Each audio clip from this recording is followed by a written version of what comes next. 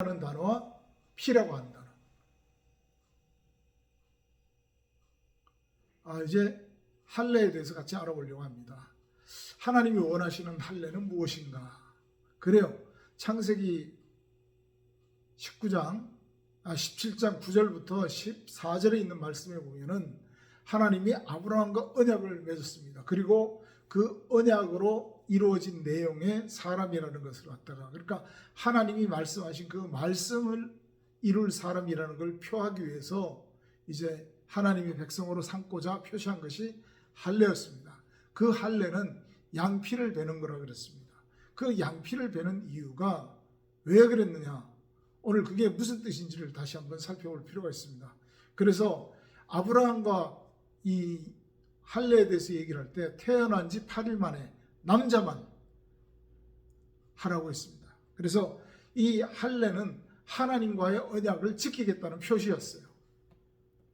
여러분들이 잘 알고 있습니다. 그죠? 그래서 이 할례를 그때는 양피를 베는 거다. 성경에 그렇게 나와 있는데 그걸 오늘날로 말하면은 포경수술과 같은 거였어요. 그래서 남자들만 행하라 그랬습니다.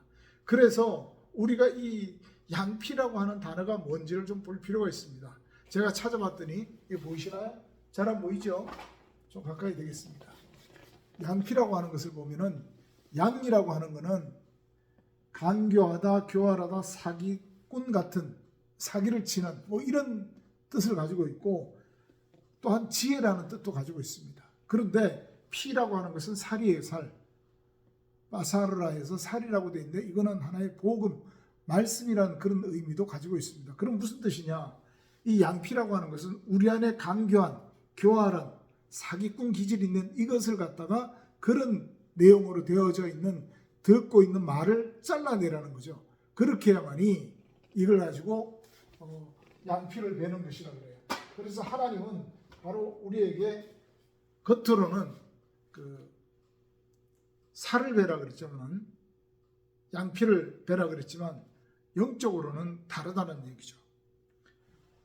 그래서 분명히 할례를 갖다가 양피를 베는 것으로 말씀했는데 신명기 가면은 모세는 이렇게 얘기를 합니다.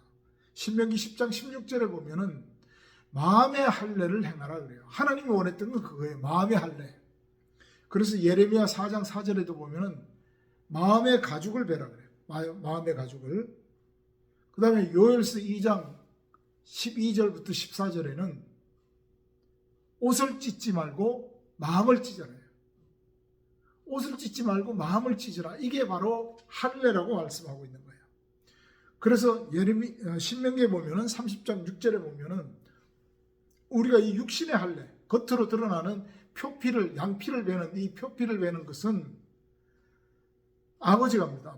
아버지나 지도자들이 있어요. 그런데 이 마음의 할례는 신명기 30장 6절에 보니까 하나님이 행하신다 그랬어요. 다르죠? 그래서 이 할례라고 하는 것은 우리 안에 있는 간사한 생각, 그 간사한 생각을 처음 가졌던 사람이 누구냐? 창세기 2장에 보면은 마지막 절에 아담과 하와가 벗었으나 깨닫지 못하더라 그랬어요. 그런데 그 벗었다라고 하는 단어를 보니까 그 벗었으나 깨닫지 못했다라고 했는데 그 벗었다라는 단어를 보니까 이 교활하다 또는 간사하다 이런 뜻을 가지고 있는 거예요.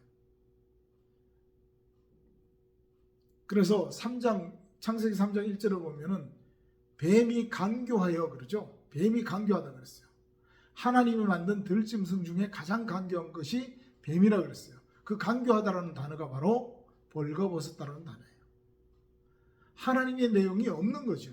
그럼 아담과 하와는 하나님 내용이 자기한테 없다라는 사실, 말씀은 들었어요. 말씀은 들었으나 그 말씀이 사실이 되지 못하고 자기 마음속에 새겨지지 못한 거예요. 그러니까 간교한 자가 된 거예요. 벌거벗은 자가 됐습니다. 이 할례는 바로 그런 의미를 나타내요. 그래서 또 출애굽기에 보면은 모세가 하나님 앞에 나는 입이 둔하나이다 그러죠. 근데 입이 둔하다 할 때 그 둔하다라는 단어를 찾아보면은 할례 받지 못했습니다. 할례 받지 못했다는 그런 의미를 가지고 있는 거예요. 내 안에 있는 내 그 간사한 생각, 간교한 생각, 그런 교활한 그런 것들을 잘라내지 못하고 그런 말을 하는 자입니다라고 고백하고 있는 거죠. 자, 그래서 이 할례라고 하는 것은 분명히 이제 신명기부터 시작해가지고 마음의 할례를 이야기하기 시작합니다. 그리고 구약에서는 이렇게 할례를 행하라 그랬어요. 그래서 할례를 행해야만이, 할례를 행한 자만이 하나님의 백성이라고 하나님은 말씀하셨어요. 할례를 행치 않으면 언약에서 끊어진 내 백성이 아니라는 거예요. 그런데 이 할례가 신약에 들어와서는 바뀝니다. 뭐로요? 예, 바로 세례로 바뀌어요. 세례로. 로마서 2장 28절과 29절에 보면 그런 말씀을 하고 있죠. 뭐라고 말씀하고 있냐면은 표면적 할례가 할례가 아니래요. 사도 바울은 너무 잘 알고 있었어요. 또 표면적 유대인이 유대인이 아니랍니다. 그럼 어떠냐? 표면적 할례가 할례가 아니요, 이면적. 또 이 표면적 유대인이 유대인이 아니요, 이면적 유대인이 유대인이다 그랬어요. 안에서 이루어진 내용을 얘기를 하는 거죠. 표면과 겉으로 드러나는 것과 안에 있는 내용.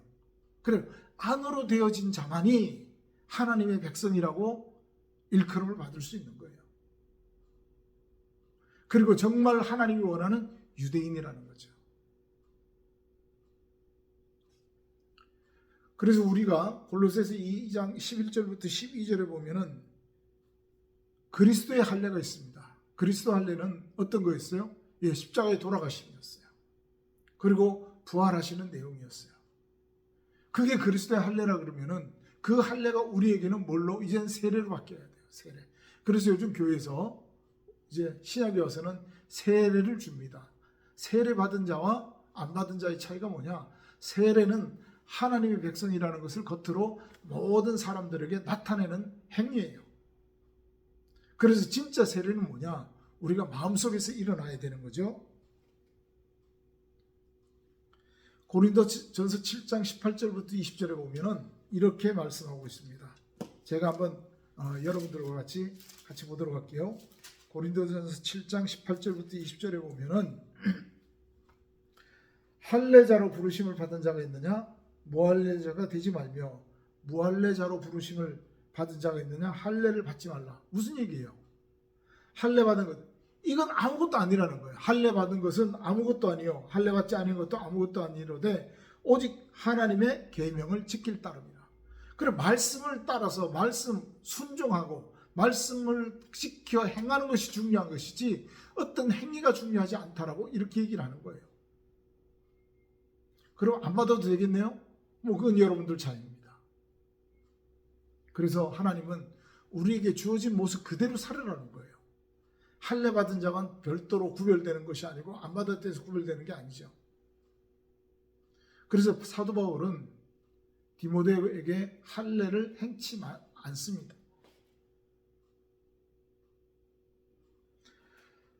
또 갈라디아서 5장 2절에도 보면은 이렇게 말씀하고 있어요.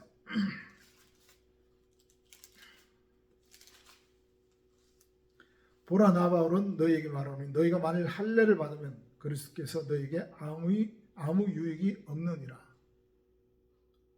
할례를 받아야만이 유대인이라고 생각하고 할례를 받아야만이 하나님의 백성이라고 생각한다 그러면은 그건 그리스도께서 돌아가신 게 아무 우리한테 혜택이 있지 않다라는 거예요.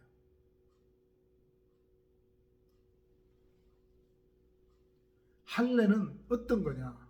이제 율법을 다 지키고 행한다라고 하는 그 내용이라는 거죠. 그러나 그게 아니라 예수 그리스도께서 십자가에 못 박혀 돌아가심으로 인해서 우리가 받는 그 은혜는 뭐냐? 이제 내가 그리스도와 함께 죽었다라고 이렇게 갈라디아서 2장 20절에 말씀하고 있죠. 그래요. 갈라디아서 5장 24절에는 그리스도 예수의 사람들, 즉 그리스도인이라고 하는 사람들은 그리스도와 함께, 그분이 육체와 함께, 그분이 십자가에 달려 돌아가실 때, 그분은 십자가에 달려 돌아가셨지만 겉으로 그렇게 보여졌지만은 우리 안에 있는 정과 욕심이요, 내 생각과 내 경험과 내 욕심, 내 방법들, 이런 것들을 십자가에 못 박았다라고, 죽었다라는 거죠. 이게 바로 할례요, 이게 바로 세례라는 의미를 가지고 있습니다. 그래서 세례는 뭐냐? 내가 그리스도와 함께 죽는 거예요. 갈라디아서 3장 27절에 보면은 세례는 하나님을 찾아가는 거래요. 이제 내가 그리스도로 옷을 입혀졌어요.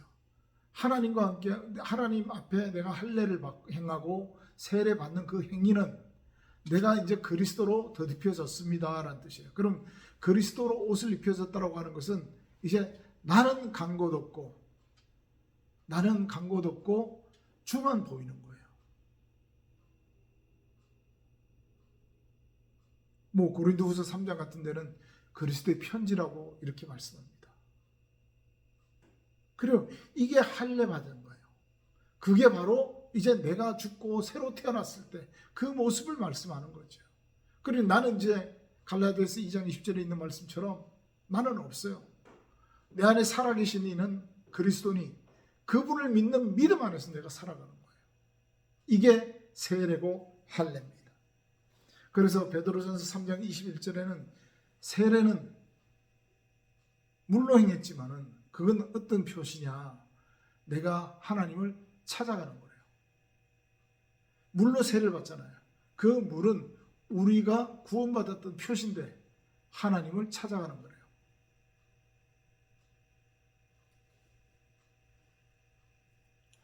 그래서 사도행전에 보면은 제자들이 그렇게 이야기하죠.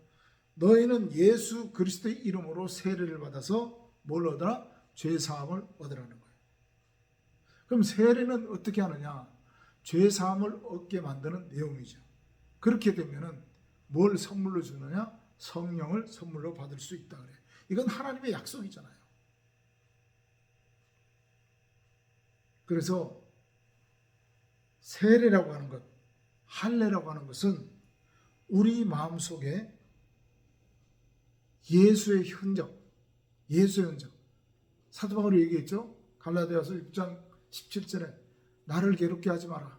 나에게는 예수의 흔적만 있다 그랬어요. 즉 내 안에는 하나님의 형상이 새겨져 있다는 거예요.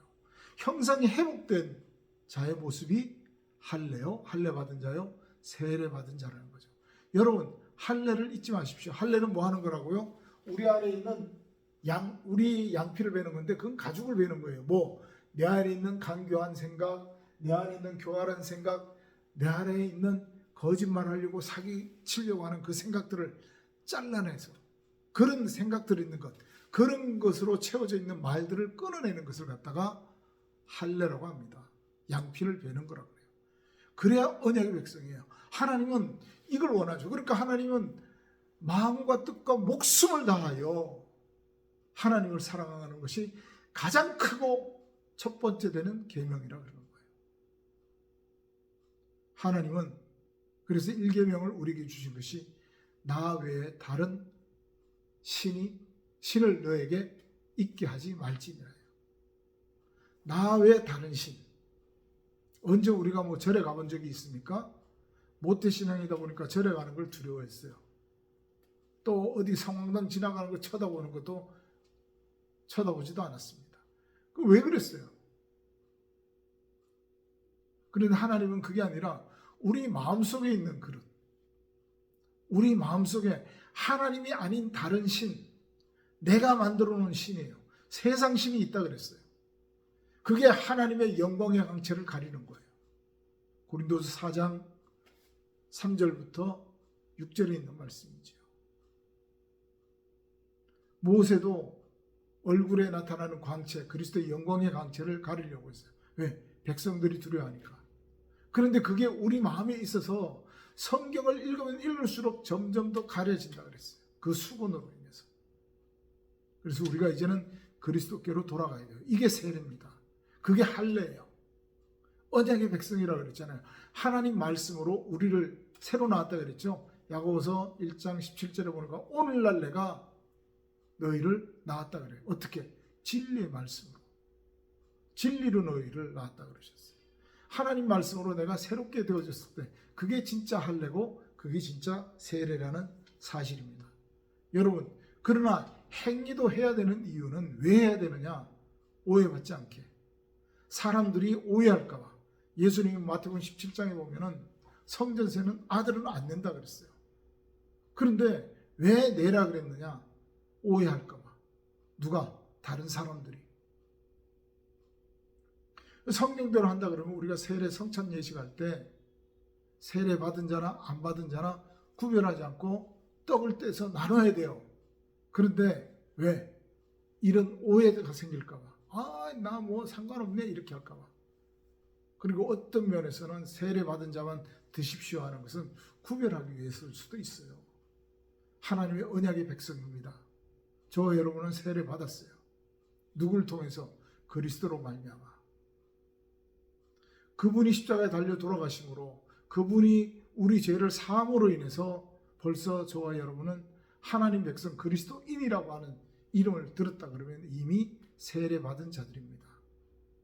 그러면은 그 세례 받은 자들의 모습은 어떻게 되느냐? 다른 것이 아니라 언약의 백성이에요. 내 안에 간사함, 내 생각, 내 고집, 내 욕심 이런 것들이 사라져야 됩니다. 하나님의 형상이 자리를 하고 있는 자라는 뜻이죠. 그래서 사도 바울이 이야기한 것처럼 나는 세상에 대해서 자랑할 것은 십자가밖에 없대요. 그러면서 내가 그리스도의 흔적을 가졌다라고 그렇게 고백을 합니다. 저와 여러분이 그런 고백이 이루어지는 그런 귀한 그리스도인들이 되시길 바랍니다. 그래서 고린도전서 15장 10절에 보니까 나의 나된 것은 내가 아니죠. 내가 누구 못지않게 수고를 했어요. 사도 바울이 그렇게 얘기합니다. 나는 사도들보다 더 열심히 수고했고 다 했고 내가 그래서 이런 은혜를 받았는데 알고 봤더니 그 은혜가 내가 누린 것이 아니라 하나님 주신 거였어요. 그래서 나의 나된 것은 하나님의 은혜였다라고. 저와 여러분이 그리스도인으로 살아가는 이 모습 자체가 하나님의 은혜라고 고백하시는 여러분들이 되시기를 다시 한번 주님의 이름으로 부탁합니다. 감사합니다.